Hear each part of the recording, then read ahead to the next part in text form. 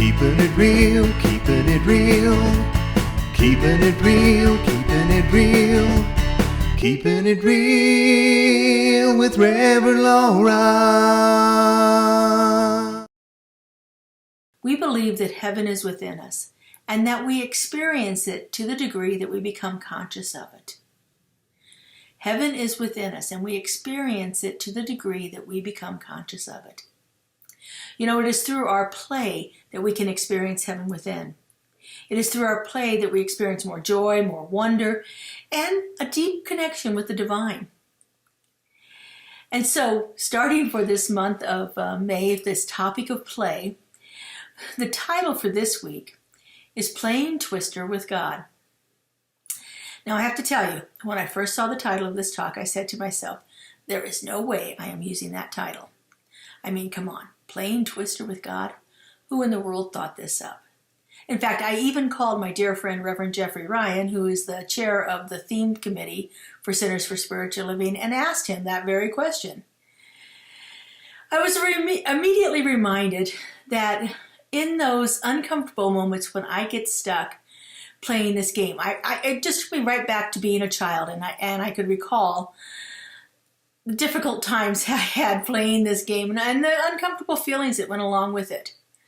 I mean, really, give me a good old board game any day, but Twister? Couldn't we have been playing checkers with God instead? Now, I know that I am not one who shies away from uncomfortable situations anymore in my life. I face things head on. And I know that when I have a strong reaction to something that is presented to me, to a strong reaction to anything that's occurring in my life, there is always something for me to look at there.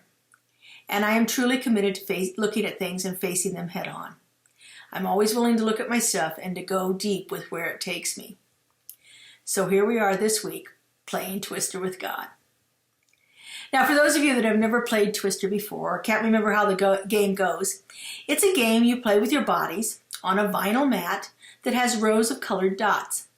You spin a wheel, and on the wheel there are dots and body parts. So it will say something like yellow and left hand, or red and right foot. And so you have to put that part of your body onto that particular colored dot.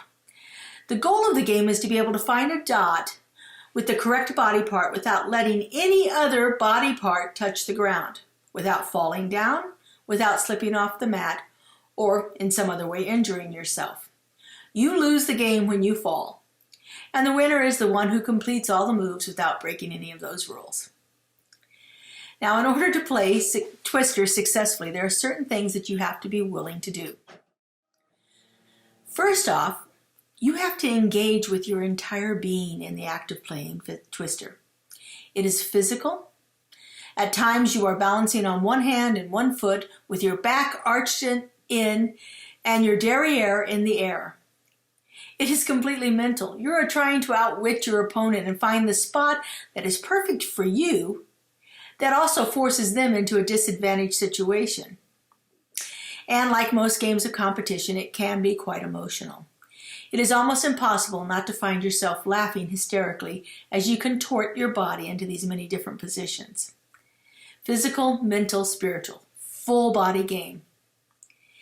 It is a game where you have to set aside a lot of your inhibitions. It's a game where you have to be willing to look foolish in pursuit of your goal. In Twister, you have to be willing to get up close and personal with other people. There is no safe distance in Twister.